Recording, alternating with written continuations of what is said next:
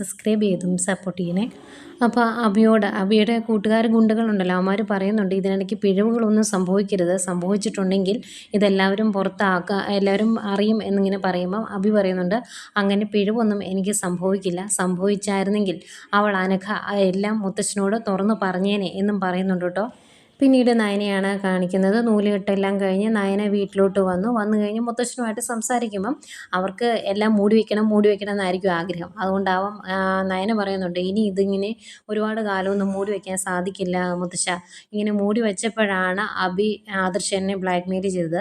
ഇതിപ്പോൾ എൻ്റെ അച്ഛനെയും അമ്മയും അറിയിക്കാതെ നമ്മൾ മറച്ചു വെച്ചിട്ടുണ്ടെങ്കിൽ ഇത് പറഞ്ഞായിരിക്കും അബിയും അവൻ്റെ അമ്മയും നമ്മളെ ബ്ലാക്ക് മെയിൽ ചെയ്യുന്നത്. അതുകൊണ്ട് അതിൻ്റെ ആവശ്യമില്ല, അവരറിയുന്ന സമയത്ത് അങ്ങ് അറിയട്ടെ എന്നിങ്ങനെ നയന പറയുന്നുണ്ട്. പിന്നീട് ആദർശ് ദേവേനെ കാണാനായിട്ട് ദേവേനയുടെ അടുത്ത് ചെല്ലുമ്പോൾ ദേവേന പറയുന്നുണ്ട് ചന്തുമോള് നിന്റെ മകളല്ല എന്ന് പ്രൂവ് ചെയ്യാൻ നിനക്ക് ഇതുവരെ സാധിച്ചിട്ടില്ല, നീ തെറ്റൊന്നും ചെയ്തിട്ടില്ല എന്ന് നീ പറഞ്ഞു, പക്ഷെ അത് പ്രൂവ് ചെയ്യാൻ നിനക്ക് സാധിച്ചിട്ടില്ല. എന്നിട്ട് നയനമോൾ ഇതൊന്നും വലിയ കാര്യമായിട്ട് എടുത്തിട്ടില്ല. ഇങ്ങനെ ഒരു പെൺകുട്ടിയെ നിനക്ക് കിട്ടിയല്ലോ, വേറെ ഏതെങ്കിലും പെൺകുട്ടിയായിരുന്നെങ്കിൽ നിന്റെ കൂടെ ജീവിക്കുമായിരുന്നു എന്നൊക്കെ ചോദിക്കുന്നുണ്ട്. ഇതൊക്കെയാണ് പ്രൊമോ വിശേഷങ്ങളായിട്ട് കാണിച്ചത്.